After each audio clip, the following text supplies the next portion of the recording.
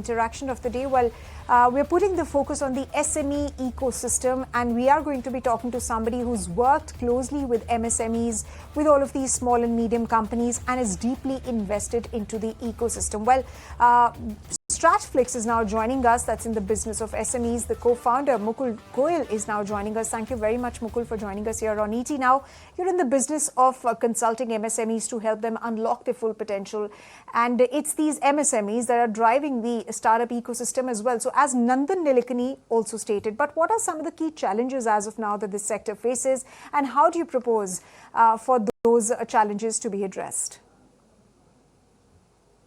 Yeah, well, thank you, Samita, first of all, for inviting me over to ET now. Straight to your question, I believe a few challenges which I still see, day in, day out happening every day is one of them is recruitment.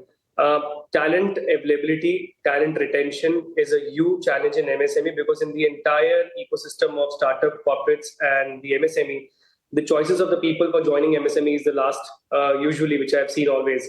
Right, and hence that's one of the biggest challenges which I've seen, the talent recruitment and talent management.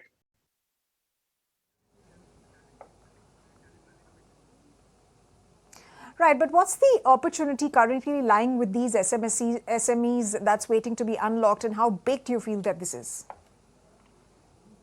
Well, I think it's a very large opportunity, and if you look at this way, that since the last let's say 40-50 years.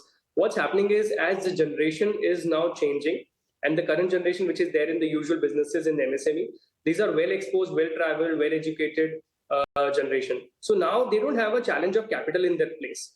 So now the biggest opportunity which is there is in the MSME, because this generation knows how to scale, how to develop, and hence they also want to know that how can they grow more and more comparison to what their last generations have done.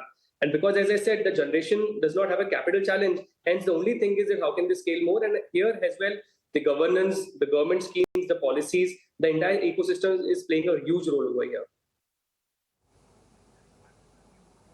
Right, but through your work with different clients, what is that one business practice or insight that you believe that many companies tend to overlook, and why is that important? Well, I believe most of the organizations in India are still a family-managed, family-driven businesses, be it corporates or be it MSMEs.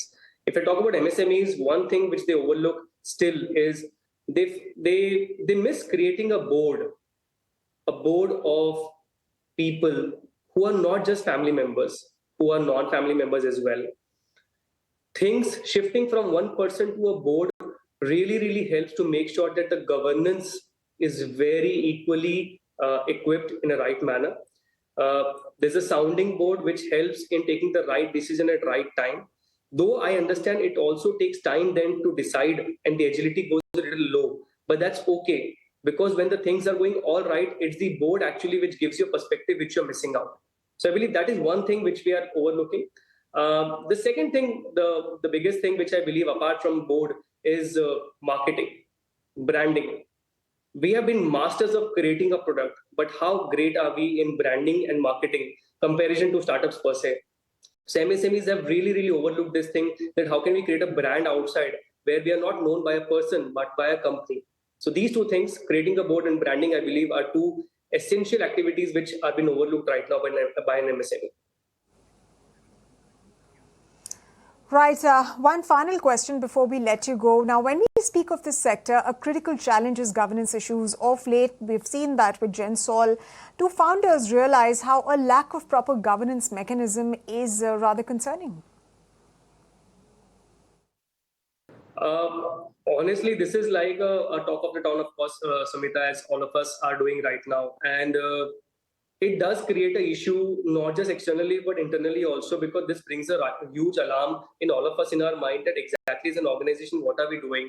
And at times we get so much, I would say, intimidated, or we get so much influence by what's happening outside in these organizations in the right times and great times, that we start copying down everything what they believe they are doing is something which we can also be applied in our organization.